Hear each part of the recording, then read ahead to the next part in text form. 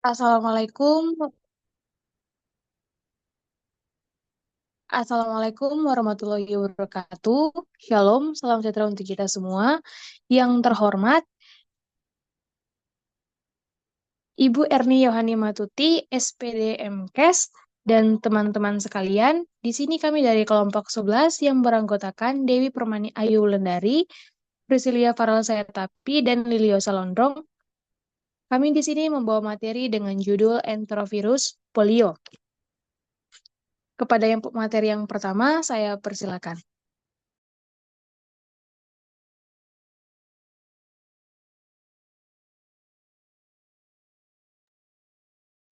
Di sini ada definisi enterovirus, yaitu kelompok besar virus RNA untai tunggal tanpa amplop dalam keluarga picornavirus atau picovirus RNA sama dengan virus RNA kecil. Virus polio adalah virus yang termasuk dalam golongan human enterovirus yang bereplikasi di usus dan dikeluarkan melalui tinja. Virus polio terdiri dari 3 strain, yaitu strain 1 atau Brunhild, strain 2 atau Lansing, dan strain 3 Leon, termasuk famili Picornaviridae. Penyakit ini dapat menyebabkan kelumpuhan dengan kerusakan motor neuron pada korno anterior dari sumsum tulang belakang akibat infeksi virus.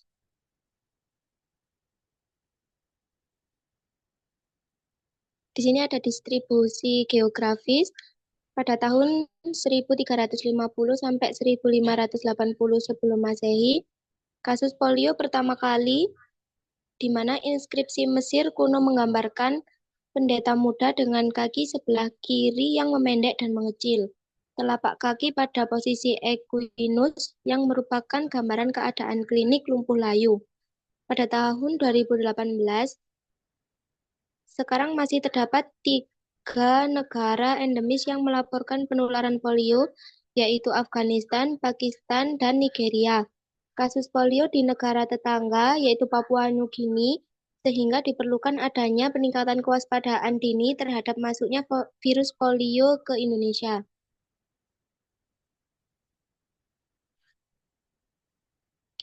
Di sini ada patologi. Patologi enterovirus dibagi menjadi 4, yaitu yang pertama viremia primer. Setelah virus menyebar ke sistem retikuloendotelial, terjadi viremia primer. Infeksi bisa diatasi pada tahap ini atau virus bisa berkembang biak lebih lanjut. Yang kedua ada viremia sekunder, yaitu virus bisa berkembang biak lebih lanjut dan menyebabkan viremia sekunder selama beberapa hari. Viremia sekunder ini berpuncak pada perkembangan gejala dan antibodi. Yang ketiga ada kerusakan sel. Enterovirus dapat menyebabkan kerusakan sel secara langsung, terutama pada sel tanduk anterior, sumsum tulang belakang. Yang terakhir ada kelumpuhan. Virus polio dapat menyebabkan kelumpuhan sementara atau permanen pada otot-otot yang diaktifkan oleh neuron motorik sumsum tulang belakang, sel-sel tanduk anterior, dan batang otak.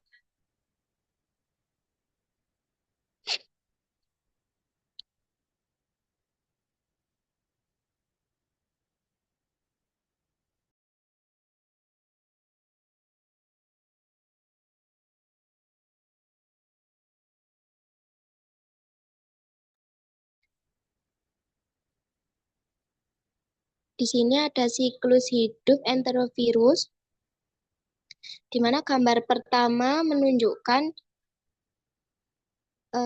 virus mengikat poliovirion ke makromolekul permukaan sel CD155 yang berfungsi sebagai reseptor. Gambar kedua menunjukkan pelepasan lapisan RNA virus dimediasi oleh destabilisasi kapsid virus yang bergantung pada reseptor. Gambar yang ketiga menunjukkan pembelahan protein virus VPG dilakukan oleh fosfodiesterase seluler dan translasi RNA virus terjadi melalui mekanisme yang tidak bergantung pada kap. Gambar keempat menunjukkan pemrosesan proteolitik poliprotein virus menghasilkan protein struktural dan non-struktural yang matang. Gambar yang kelima menunjukkan RNA positif yang berfungsi sebagai cetakan untuk sintesis untai negatif komplementer hingga menghasilkan RNA untai ganda. Gambar yang keenam menunjukkan inisiasi untai positif dari satu untai negatif menghasilkan perantara replikasi untai tunggal atau RI yang sebagian molekul RNA positif yang baru disintesis dapat berfungsi sebagai cetakan untuk translasi. Gambar yang kedelapan menunjukkan asosiasi dengan prekursor kapsid untuk menjalani enkapsidasi dan menginduksi pembelahan pematangan PP0.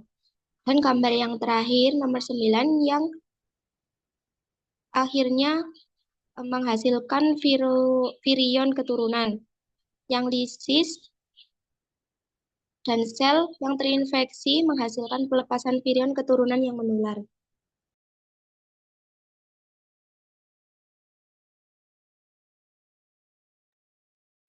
Berikutnya ada penularan.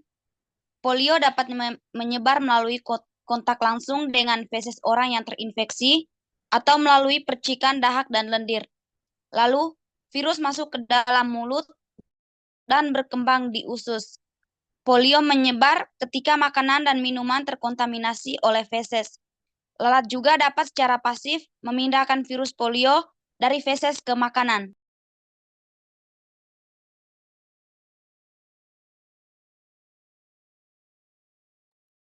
Berikutnya ada tanda dan masa inkubasi virus. Masa inkubasi virus polio biasanya memakan waktu 3-6 hari dan waktu kelumpuhan terjadi dalam waktu 7-21 hari.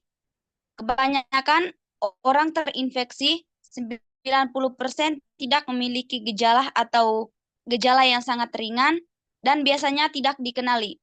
Pada kondisi lain, gejala awal yaitu demam, kelelahan, sakit kepala, muntah, kekakuan di leher, dan nyeri.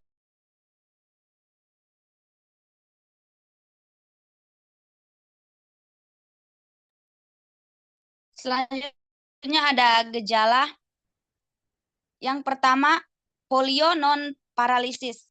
Polio ini dapat menyebabkan muntah, lemah otot, demam, meningitis, letih, sakit tenggorokan, sakit kepala, serta kaki, tangan, leher, dan punggung terasa dan yang kedua ada polio paralisis. Polio ini menyebabkan sakit kepala, demam, lemah otot, kaki dan lengan rasa lemah, kehilangan refleks tubuh. Yang terakhir, sindrom pasca polio ini menyebabkan sulit bernapas atau menelan, sulit berkoordinasi, lemah otot, depresi, gangguan tidur dengan kesulitan bernapas, mudah lelah, dan massa otot tubuh menurun.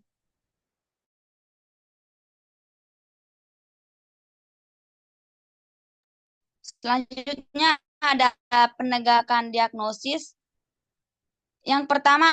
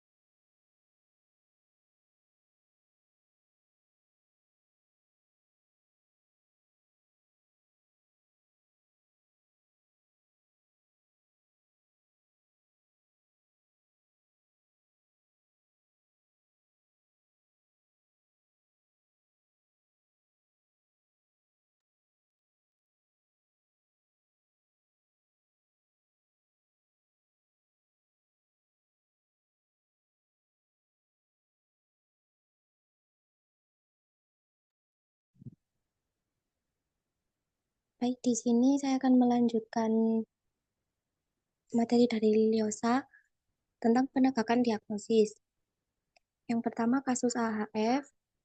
Semua anak kurang dari 15 tahun dengan kelumpuhan yang sifatnya flaccid atau layu, proses terjadi kelumpuhan secara akut. lebih dari 14 hari, serta bukan disebabkan oleh ruda paksa. Yang kedua, hot case.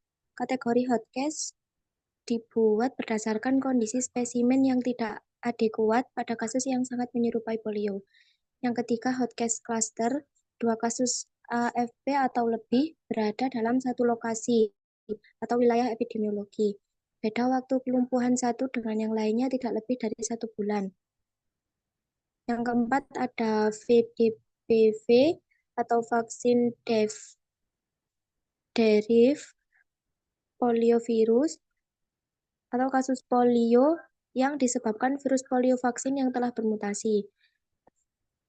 Yang kelima ada poliopasti, kasus AFP yang pada hasil laboratorium tinjanya ditemukan virus polio liar atau VPL, CVDPV atau hot case dengan salah satu spesimen kontak VPL atau VDPN. Dan yang terakhir adalah polio kompatibel, yaitu polio yang tidak cukup bukti untuk diklasifikasikan sebagai kasus non-polio secara laboratoris atau virologis.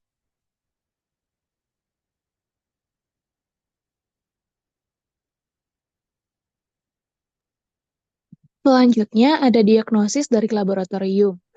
Nah, dilakukan dengan isolasi virus dalam kultur. Metode ini dianggap sebagai yang paling sensitif untuk mendiagnosis infeksi virus polio.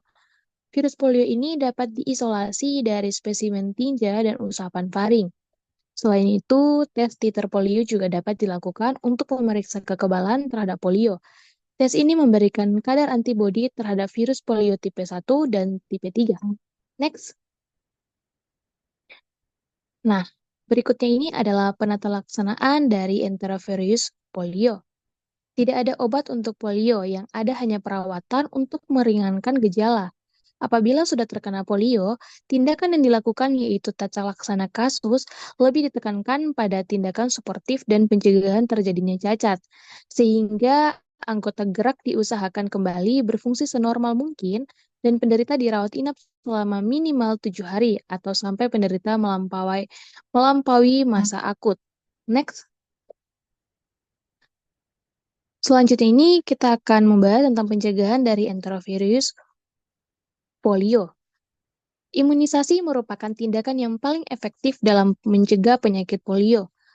Vaksin polio yang diberikan berkali-kali dapat melindungi seorang anak seumur hidup. Ada 4 jenis vaksin polio. Yang pertama, oral polio vaccine atau OPV. Untuk jenis vaksin ini aman, efektif, dan memberikan perlindungan jangka panjang sehingga sangat efektif dalam menghentikan penularan virus. Yang kedua, ada monovalent oral polio vaccines atau MOPV1 dan MOPV3. Yang ketiga ada bivalent oral polio vaccine atau BOPV. Yang terakhir ada inactivated polio vaccine atau EPV, vaksin utama yang digunakan untuk imunisasi rutin terhadap virus polio. Next.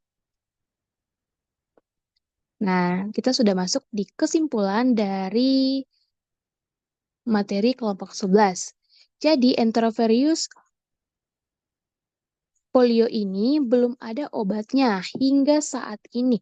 Individu diharapkan mampu menerapkan kebiasaan bersih sebelum makan atau sebisa mungkin barang-barang, alat-alat makan terhindar dari hinggapan lalat untuk mencegah adanya kontaminasi virus.